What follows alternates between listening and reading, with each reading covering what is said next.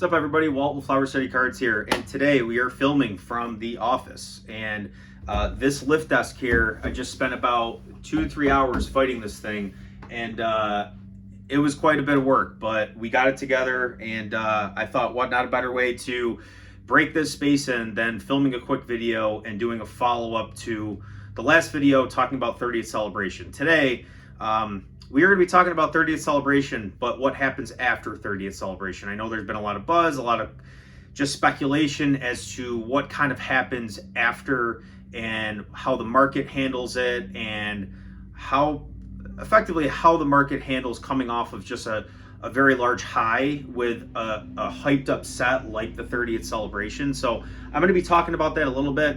But first, I am gonna just mention, like, this video is a little bit sarcastic, like the title and everything. Like, I just think people should be kind of in the moment, and we haven't even gotten pitch black yet, right? We do this all the time to ourselves.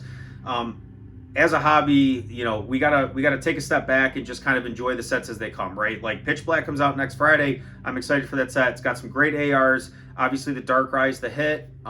It's the chase. I think it's a great artwork. I like Darkrai, the Pokemon. And I'm going to be opening it a little bit. I'm going to get a couple cases, and that's going to be that. But, you know, I'm not, obviously the focus right now is 30th celebration, but I mean, I don't know. The average person who organically kind of experiences or digests this hobby are the people that kind of go to the store, pick up a pack here and there. They might buy a booster box for a birthday gift or something like that, and they're not looking 2-3 sets ahead. So I have to remind myself of that. Like, it's not everybody. We're just sometimes in a little bit of an echo chamber, and it's like, I have to remind myself that's not everybody. So, all right, end rant with that. But I am going to be getting into kind of what I believe is going to happen 30th celebration and beyond. But let's talk about what happens during 30th celebration, right? Obviously, it's a very hyped set. I think it's probably the most hyped set, and it seems like, you know, new set, best set, all that stuff, but this definitely feels like quite a bit more hyped for a couple different reasons, right? It's the 30th celebration. We're getting some great reprints of great Pokemon. I know the Lugia Crystal for me is going to be a big chase. We're getting our traditional base set Charizard reprint, which, yippee, that's great. It's probably going to be the most expensive chase in that celebration collection or whatever it's called, and Lugia probably a close second. But, you know, there's going to be a lot of things about this set that makes it unique. It's going to be a 25th celebration, basically 25th classic collection, but with a current modern day spin, where we're going to get those chases, those weird kind of like new monochrome hyper rare Mewtwo and Mew. Like, there's going to be some other types of chases outside of just the celebration classic collection separate set.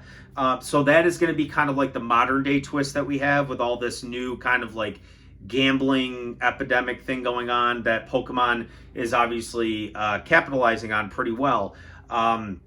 But, you know, when we look at the 30th celebration, I just think that, you know, we're going to get a whole bunch of product, and I think that they're doing a pretty good job of matching demand to the point where they want the prices for certain products to be where they are. And I think that we've seen that with the booster boxes.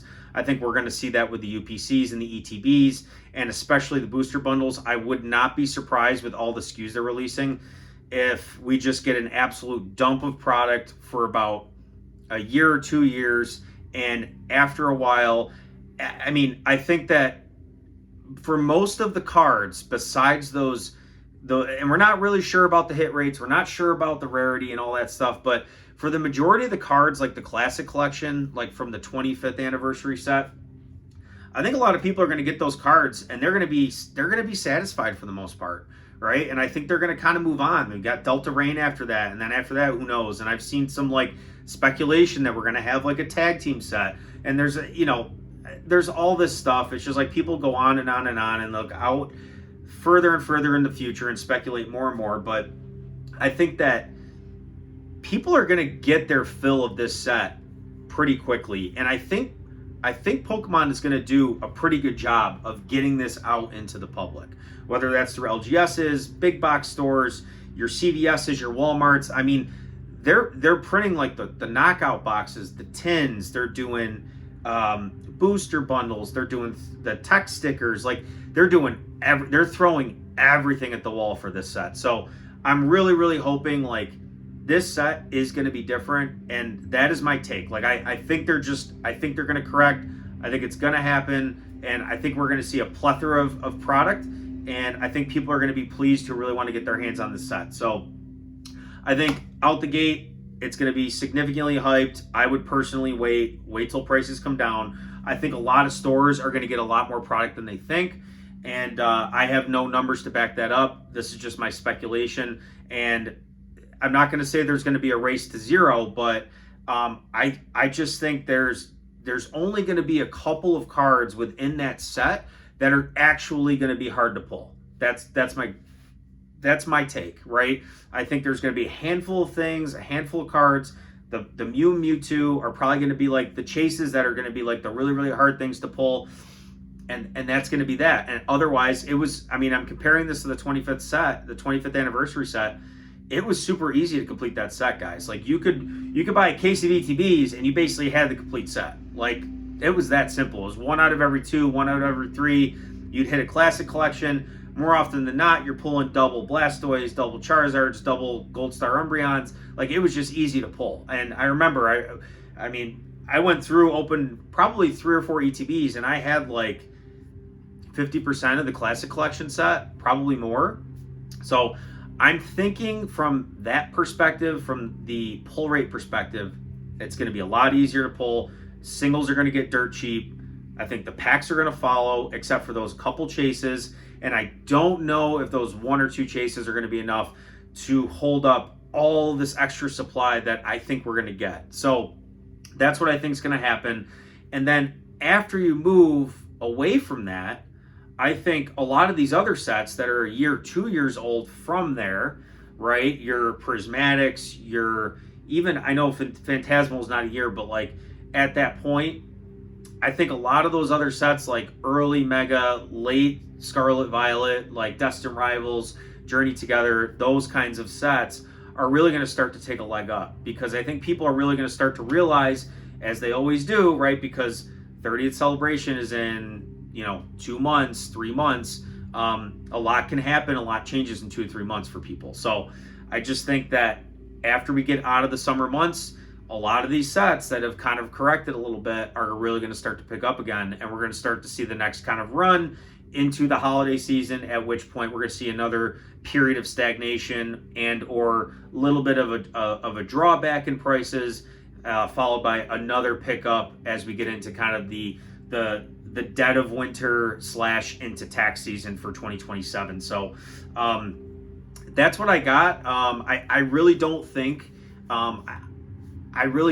going to be any difference, guys. I think that a lot of people are getting super hung up and distracted on the 30th anniversary, and I think they're going to miss opportunities in some of those older 1 to 2 year old sets. That's what I think. So that's what I've been doing, is I've been focusing more on like those sets, and I've been picking up booster boxes here and there. I mean, I was able to source 2 perfect order booster box cases for $800 a piece. Just random, like was talking to a guy and he's like, hey, I want to offload these. Like, what can you give me? And like market was like, I don't know, $1,200 or something. I'm like, dude, I don't want them. Like, I don't need them. I don't need to spend the money. I'm like, I'll give you $800 for both of them. So $1,600 total. He's like, all right, sold. I was like, oh, okay. So $800, like the fact that I'm able to find that, and I know that that's not the case for everybody, but I mean, the deals are out there, guys. Like, people are moving their product. People are trying to get out. People are trying to capitalize and get some liquidity. And I'm guessing a lot of that is because A, it's the summer and this always happens, and B, people are starting to get ready for 30th. They're gearing up. They're starting to get ready. They're going to go in heavy, and I don't know if that's the play. I just don't. I don't know if that's actually the move. I think we're going to get more product than we think, and I'm sticking to that. That's kind of my take. So That's all I got for today, guys. I'm going to keep it at right about 10 minutes, but if you appreciate this kind of content, if you like it, please feel free to give me a follow. Leave a comment below. What's your strategy for 30th anniversary? And as always, I'll see you guys next time. Thanks.